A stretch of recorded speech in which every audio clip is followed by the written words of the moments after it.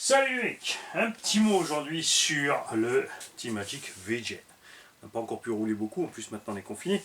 N'empêche qu'entre temps il a reçu une petite upgrade qu'on a dont on voulait vous faire la vidéo mais on n'a pas pu. C'est donc Wurmele, je le rappelle en alsacien veut dire vermisseau.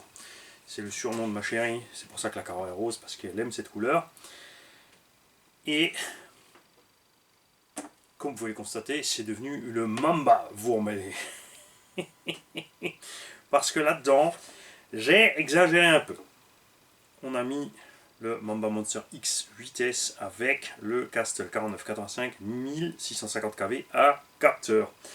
Donc avec le mode turbo et tout ce qu'il faut. Évidemment on gagne un peu de poids au niveau du Vario, mais on en repère au niveau du moteur. Après c'est pas un problème pour le VGen parce qu'il encaisse tranquille. Je rappelle que chaque roue fait 500 grammes, on a donc déjà 2 kg de roue. On a donc un combo encore, on a 500 grammes de moteur, 150-180 de Vario, plus 2 4S qui font 400 grammes chacune. On a 7 kg et des brouettes sur la balance, donc 7 kg 8S, moi je trouve que c'est pas mal. Pour ceux qui trouvent ça démesuré, un buggy de 4 kg se roule en 6S. Donc ça nous ramène bien. Hein, rapport poids-puissance dans ces zones-là. On l'a pas étagé pour aller vite, on a mis le petit pignon de 11 dessus, il me semble, 11 ou 13. Le 11, j'ai mis le 11, j'ai mis le plus petit pignon possible quasiment là-dedans, parce que c'est pas la peine d'exagérer, même si évidemment la machine finie, cerveau de 46 kg, combo Monster X, le prix de la bête, le prix des pneus, on a ici un VGen qui coûte en gros 1200 €. On a ici le budget d'un X-Max posé sur la table pour un engin plus compact. Et on n'a pas encore les fusées à l'aigu, attention. Hein. On va d'abord rouler avec les fusées d'origine et on va voir ce qui se passe. Évidemment, si c'est Gigi qui roule, il ne se passera rien. Moi, j'attends la carreau incassable. Enfin, j'en ai une, mais on va faire l'origine en incassable pour pouvoir tout simplement switcher d'une à l'autre sans devoir chaque fois changer. Bon, ça va vite, hein, j'ai juste 2 vis à enlever, 4 vis à enlever pour modifier, pour mettre ma carreau de Grande Cherokee V8, mais ma carreau de Grande Cherokee V8, je m'y suis habitué là-bas sur le Fox, et j'ai envie de la laisser sur le Fox.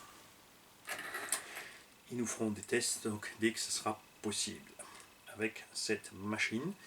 On va aussi voir la différence d'autonomie. Le 1450 Sen avec le pignon de 13, on était bien, on a un peu plus de 80 à l'heure avec les 7 kg à bord.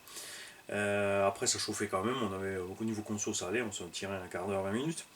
Mais alors là on a un moteur plus gros sur le papier, enfin vite déjà il consomme plus. Après comme il va forcer moins pour emmener la machine, c'est là qu'il consommera moins.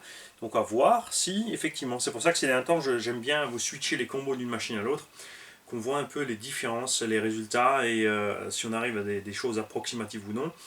Là on a un peu plus de KV mais on est descendu sur le pignon. Après je pense que 1450 en 11 dents on était vraiment bien, niveau douceur de démarrage et tout, c'était vraiment très agréable à piloter, vraiment bien relié à la gâchette. A voir maintenant avec le combo Mamba Monster. On avait le punch sur 3 sur le combo max, donc ici j'ai mis le punch control à 50% parce qu'on a essayé 100. Mais tu es à 90% sur la gâchette, quand tu fais ça, le machin, il allait lever sans arrêt. C'est pas le but, il faut que ce soit pilotable.